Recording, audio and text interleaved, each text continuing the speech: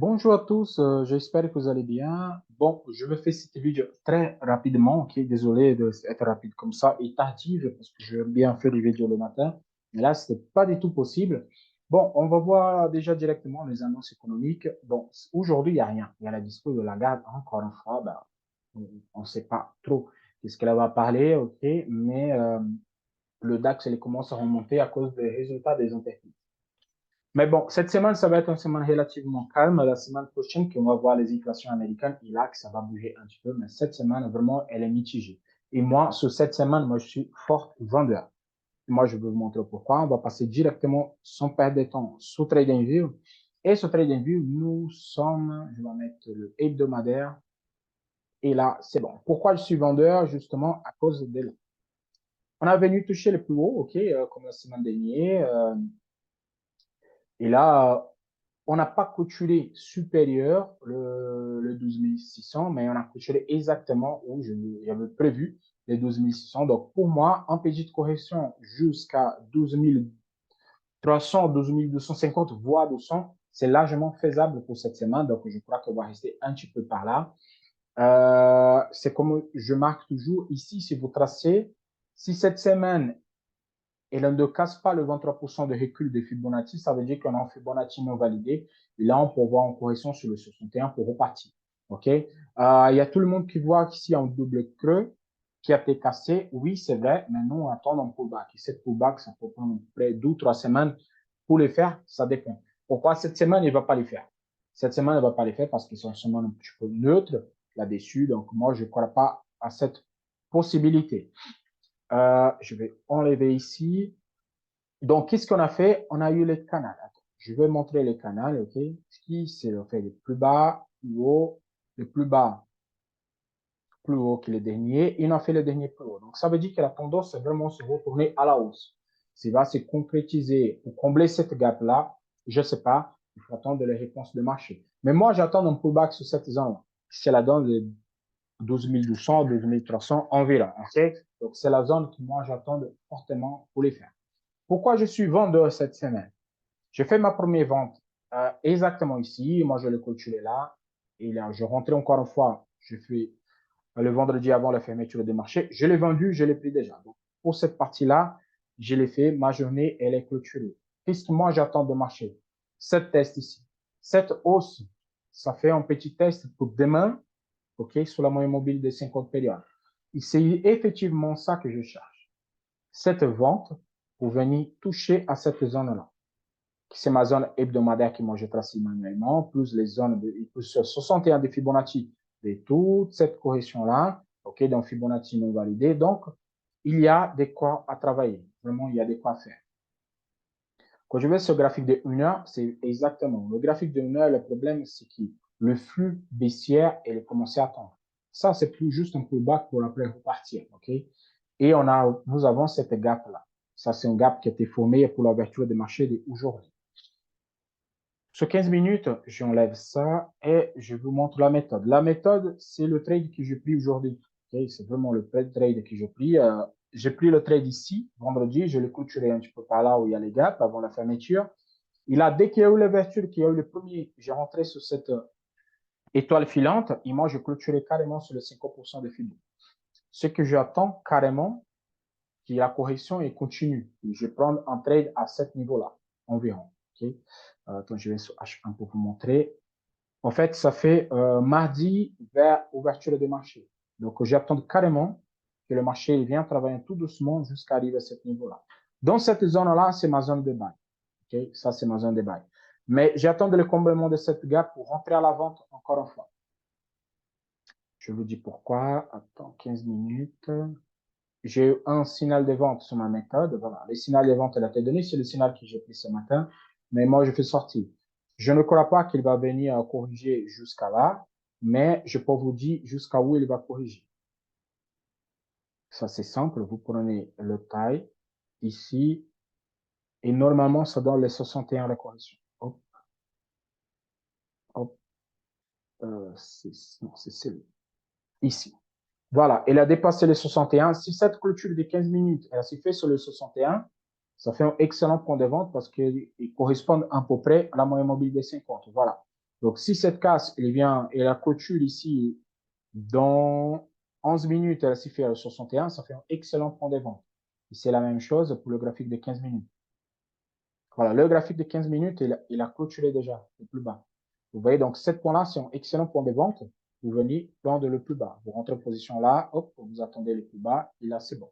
Vraiment, c'est le bon moment pour rentrer à la vente, pour venir chercher le parti zone basse. Moi, j'ai pris mon trade des jours, donc plus de risques. Donc là, vraiment, j'attends qu'il vienne vers le bas. S'il casse le dernier plus bas demain matin, je fais encore une vente pour l'attendre. Mais là, le signal de vente, il est donné carrément sur cette retour des 61, sur cette zone-là. Le Dow Jones aussi, je suis vendeur. Je vous explique pourquoi. Je viens directement sur le graphique daily pour vous montrer. Voilà, j'attends.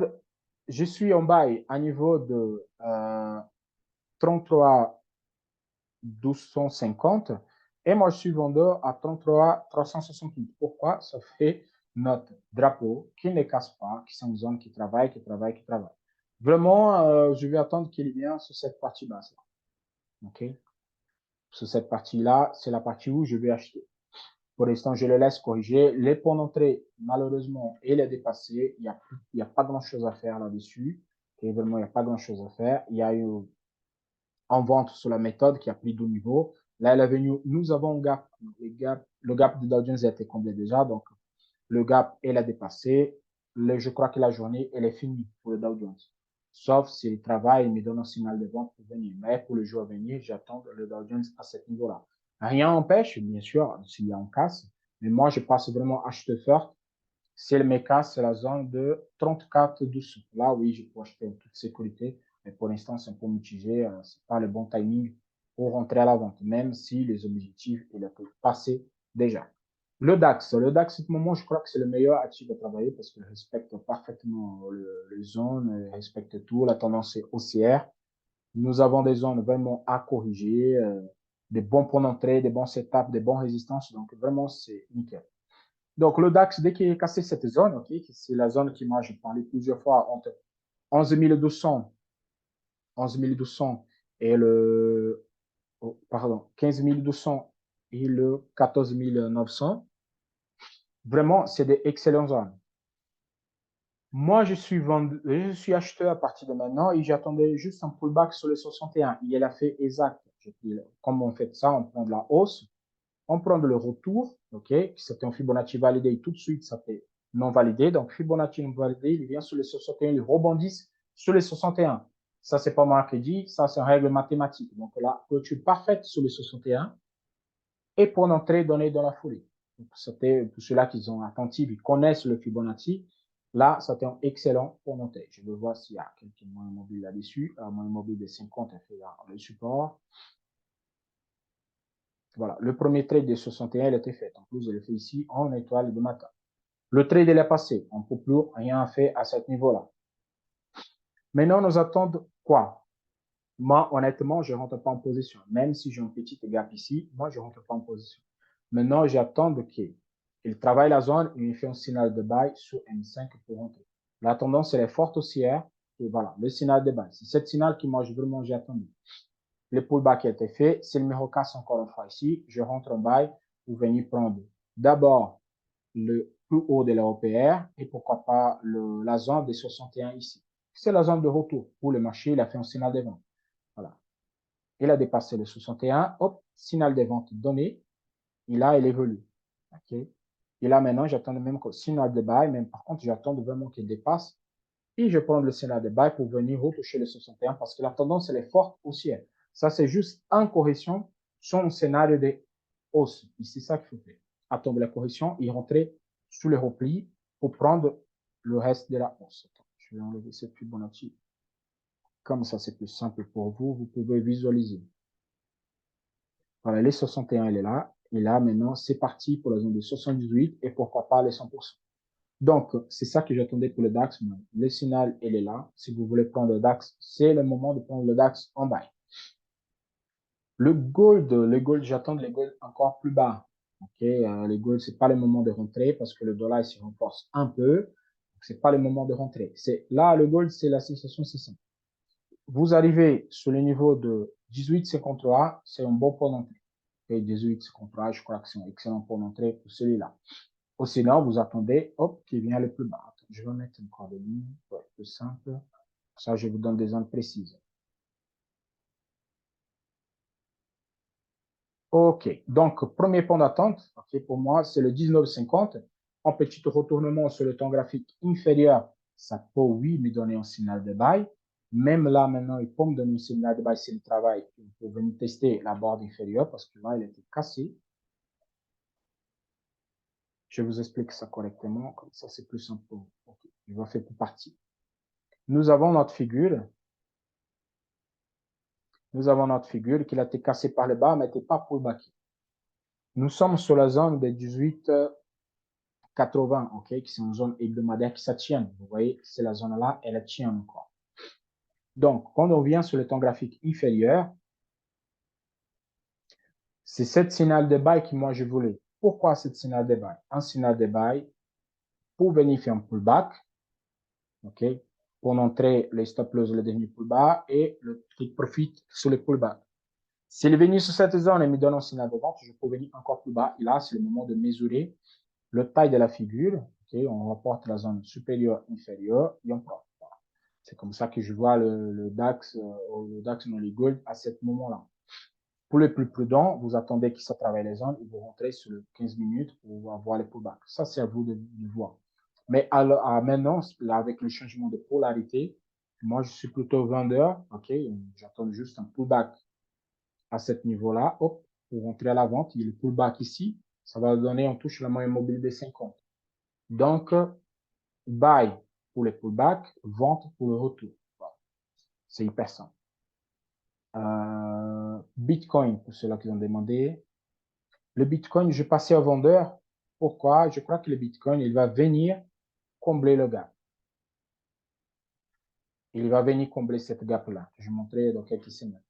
Il me comble cette gap, ça fait le moyen mobile de 50, ça fait un excellent pour entrer en swing trade. Je crois que cet comblement de gap, c'est le dernier repas pour le Bitcoin à niveau de 40 000, voire 50 000. Celui-là, c'est le dernier pullback. Honnêtement, c'est celui-là. Okay? Pour ceux-là qui sont attentifs, dès qu'il vient faire cette pullback, on rentre en position pour prendre un buy parce que c'est un buy à long terme. C'est vraiment un buy à long terme. Et c'est tout pour aujourd'hui. OK? Si j'ai encore des signaux, je vous envoie encore des analyses peut-être dans la journée, mais pour l'instant, je reste observateur. Ma journée elle est faite. J'attends juste les comblements de cette gap pour rentrer à la vente sur le Nasdaq. Okay? Parce que tant qu'il ne comble pas cette gap, je ne vais pas vendre. S'il vient là, hop, comblement de gap, réintégration sur ma zone de travail. Et là, hop, sorti par le bas, et c'est parti pour prendre les zones. À ce niveau-là, 12,250, 12,200 environ, signal de buy, et je repars à la hausse. Tendance haussière, on achète. OK? Donc, c'est tout pour aujourd'hui. On se voit demain. Je vais essayer de faire une vidéo un peu plus en détail. Cela, c'est juste pour que vous voyez un petit peu la dynamique de marché pour ce moment-là. Mais moi, je vais faire une vidéo plus de détails et je vous envoie plus tard. OK? Excellente journée de trading à tous et à la prochaine. Ciao, ciao.